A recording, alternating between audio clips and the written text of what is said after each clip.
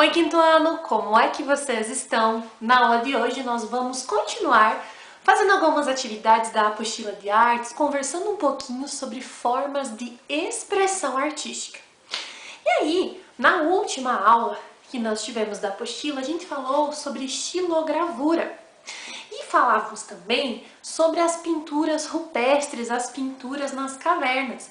E aí nós fizemos tanto a estilogravura usando um pratinho de isopor, como a representação de uma pintura rupestre, fazendo, a nossa mão com os jatinhos de tinta. Lembram disso que a gente fez espirrando a tinta com a escovinha de dentro?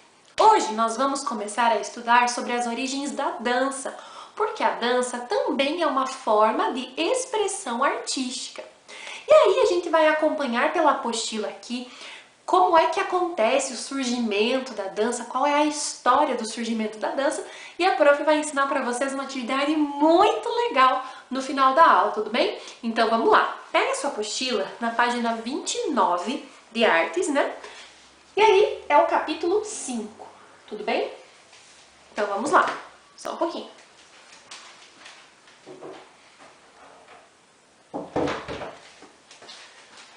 Aí, para não dar eco, a prof fechou uma porta aqui, vai ficar melhor o áudio. Então assim, na capa, na abertura do capítulo, nós já vemos aqui duas pessoas, e se a gente perceber, parece que elas estão dançando, fazendo alguns movimentos, se mexendo, parece que estão dançando. E aí, iniciando então, na página 30, a gente começa a perceber que nós temos aqui registros nas paredes das cavernas. Lembra que a gente falou sobre pintura rupestre, sobre arte rupestre, que as pessoas faziam representações nas paredes das cavernas, que elas pintavam, que elas registravam acontecimentos, e aí eram caçadas, perseguições, batalhas, coisas importantes eles registravam nas paredes das cavernas. E aqui, se a gente olha, nós vemos vários bonequinhos e parece que eles estão mexendo os braços, levantando, mexendo as pernas, o que tudo indica que estão dançando. Então acompanhe lá na apostila. A dança foi uma das primeiras formas de expressão humana. Não é possível sabermos exatamente quando as pessoas começaram a dançar, porém as pinturas rupestres feitas há milhares de anos indicam que essa atividade é muito antiga. Então ali nós temos a pintura rupestre no Parque Nacional da Serra da Capivara, que fica no Piauí, e logo abaixo nós temos uma pintura rupestre em um sítio arqueológico em Alta, na Noruega. Bom, então se a gente observar essas pinturas, como a prof disse, parece que eles estão se mexendo, Estão dançando, erguendo as mãos, se movimentando, Se a gente ver, parece que eles estão fazendo assim. Bom, na outra página, a gente já segue aqui com a história e diz assim: os primeiros seres humanos realizavam rituais que os ajudavam a lidar com fenômenos como raios, relâmpagos e trovões. Os rituais para eles também eram mágicos, pois acreditavam que ajudavam na captura dos animais. Dessa forma, os grupos pintavam e entalhavam imagens simbólicas em rochas e, provavelmente, simulavam a ação da caça, dançando e produzindo sons. Com o tempo, o ser humano se organizou socialmente em um lugar fixo e começou a plantar, colher e criar animais. Seus rituais continham cantos e danças relacionados ao preparo da terra, ao plantio, à colheita e à fertilidade do rebanho. Esses rituais ajudaram o homem a criar um calendário e a organizar e programar o trabalho das pessoas da aldeia em relação aos ciclos da natureza. Muitos desses rituais eram realizados ao redor de uma grande árvore. Então aqui a gente vê que há muito tempo, então, os primeiros seres humanos utilizavam da dança aliada a rituais, que eles acreditavam que aquilo ajudava a espantar, então, raios, trovões, ajudava também a ter boas colheitas e também ter fertilidade da terra e dos animais. Então isso a gente está falando dos primeiros seres humanos que acreditavam então nessa relação da dança com rituais. A dança também foi muito importante para as civilizações da antiguidade. Entre elas, a egípcia, a indiana, a chinesa, a grega e a romana. Os artistas deixaram muitos gregos. Os artistas deixaram muitos registros, como pinturas e esculturas, que indicam que a dança fazia parte da vida das pessoas. Esses registros são importantes, pois é por meio deles que podemos entender como eram feitas as coreografias desses povos, bem como os contextos de sua realização. Por exemplo, como você pode ver nas imagens abaixo, muitas delas eram relacionadas a práticas rituais e religiosas. Então ali nós temos um fragmento de pintura na parede da tumba de Nebamun, no Egito. E nós temos um vaso de cerâmica do século V, feito na Grécia. E aí nós temos a corujinha dizendo, na antiguidade a dança era bastante relacionada com as práticas religiosas. Então é isso que está sendo dito aqui, que a dança era muito relacionada com práticas religiosas. Então, quando eu estava fazendo um ritual, pedindo alguma coisa, a dança vinha junto com isso. Outra coisa importante é que a partir dos registros que foram feitos, sejam nas paredes, sejam nas pinturas, sejam nas esculturas, nos ajudam a entender o porquê, né? Como e quando essas pessoas dançavam. Então, quando é feito o registro, tem símbolos que ajudam o entendimento. E claro que isso, muitos e muitos anos, historiadores, arqueólogos estudaram, né? Para saber e poder entender melhor sobre esses objetos. Então, tudo que nós estamos falando, as interpretações que nós temos sobre as imagens, são coisas que foram estudadas por muitos e muitos anos, não coisas que nós estamos apenas adivinhando pelo olhar. Bom, aqui na página 33, nós temos a festa da árvore de maio. Presta bem atenção na história que eu vou contar aqui para vocês sobre essa festa. A dança faz parte das tradições de muitos povos. Algumas resistem ao tempo e às mudanças que ocorrem nas sociedades. Um exemplo é a festa da árvore de maio, uma tradição alemã que vem da Idade Média, na qual as pessoas realizam suas celebrações em torno de uma árvore ou de um mastro. Essa festa comemora a chegada da primavera e tem como objetivo garantir a fertilidade e a manutenção da vida.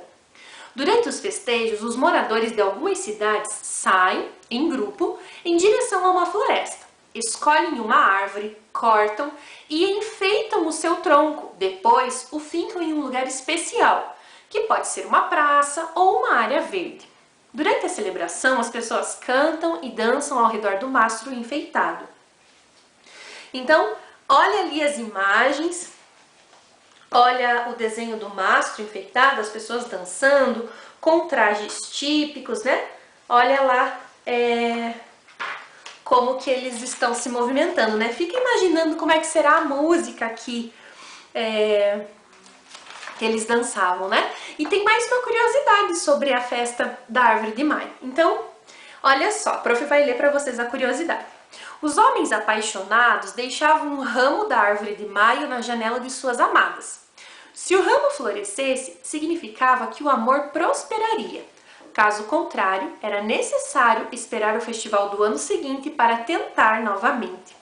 Bom, a prof vai procurar um vídeo para vocês do festival da árvore de maio, da festa da árvore de maio, para ver se eu encontro, e se tiver eu deixo no Classroom para vocês.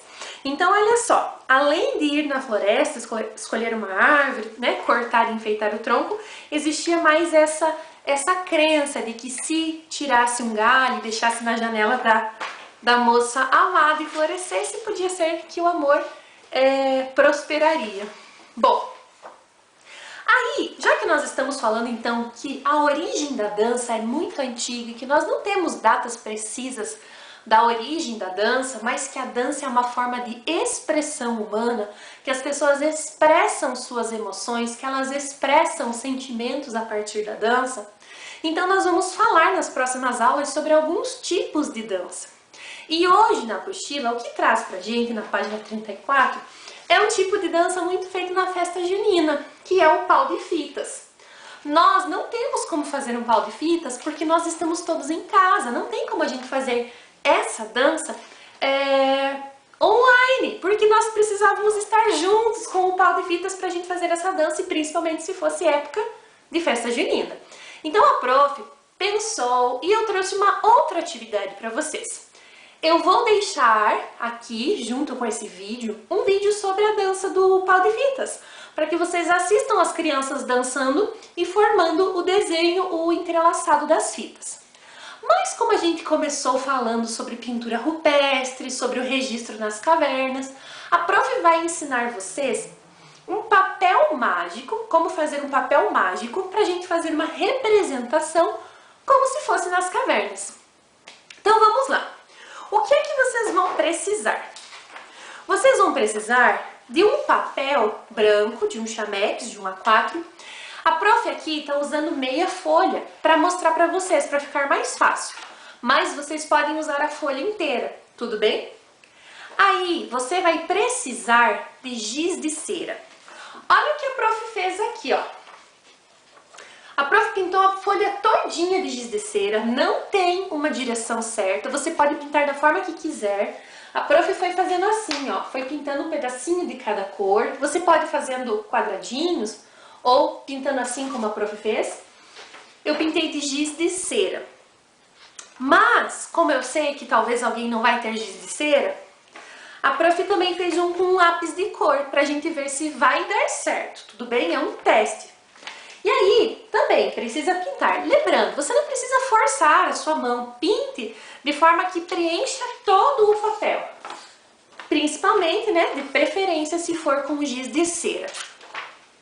Depois que você fizer isso, que você pintar toda a folha, você vai pegar a sua tinta guache preta. A prof vai escrever no quadro aqui, ó. Tinta guache preta. E você vai pôr em um potinho. Pega um potinho, um pratinho, alguma coisa assim, e você vai colocar um pouquinho, gente. Umas 2 gotas, um jatinho de detergente. Opa, que não vai caber? Ah, ficou muito feio. Eu vou apagar aqui, então. Vocês entenderam? Então, o que vocês vão precisar é tinta guache preta e um pouquinho de detergente. O detergente de louça mesmo, aquele da pia. Então, você vai misturar em um potinho um pouco de tinta e esse pouquinho de detergente vai misturar. E aí, você vai passar essa mistura em cima, então, da sua folha que você pintou assim. Vai cobrir ela inteirinha de preto. Lembrando que é tinta misturada com detergente. Passa inteirinho. A prof deixou uma bordinha porque onde eu tava pintando não tava sem proteção. Então é interessante que você forre a mesa com jornal, com folha de revista, para não sujar, para não manchar, tudo bem? Fez isso, vai deixar secando. Gente, é muito importante que vocês deixem secar. Tem que secar inteirinho, completamente. Põe no sol, deixa lá, ou faz de um dia para o outro, não tem problema. E o que nós vamos usar para desenhar é palito, o palitinho de dente ou palitinho de churrasco, tudo bem? É isso que nós vamos usar. O que nós vamos fazer? Você vai pegar a folha que você fez e aqui onde tem a parte preta, você vai desenhar como se você estivesse representando na parede das cavernas as pessoas dançando. Então, se você quiser se inspirar pela apostila, pode desenhar os bonequinhos de palitinho, eles com os braços para cima, para baixo, não tem problema. A prof vai tentar fazer aqui.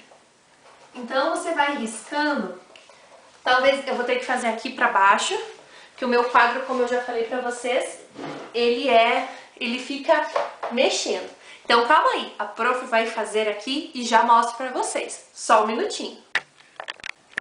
Voltei, quinto ano. Então, olha só, primeiro de tudo, lembra que a prof disse que a gente ia fazer um teste com lápis de cor para ver se dá certo? Pois bem, não dá certo. A prof teve que fazer com muita força e mesmo assim não saiu os riscos, ficou bem falhadinho. Então, assim, o recomendado é que você faça com giz de cera, Porque o giz de cera vai deixar a superfície lisinha. E aí, quanto mais forte você pintar e mais cores você usar, mais legal vai ficar. Veja bem, a prof usou aqui um giz de cera bem velho e eu pintei mais fraquinho. Se eu tivesse forçado mais o giz de cera, ele ia aparecer mais. E como eu fiz grandes pedaços, então não ficou tão colorido a hora que eu desenhei. Então vocês podem fazer pedaços menores de cores. Mas veja bem o que a prof fez. Não ficou um super desenho, né? Mas a prof tentou aqui, ó. Fiz 2 bonequinhos, fiz uma ondinha, um zigue-zague para vocês verem. Assim, talvez o palitinho, se você quiser quebrar ele para que a ponta fique um pouco mais afiada, talvez dê mais certo, ó, para você fazer. Agora, o que a prof usou, eu tinha uma outra coisa um pouquinho mais,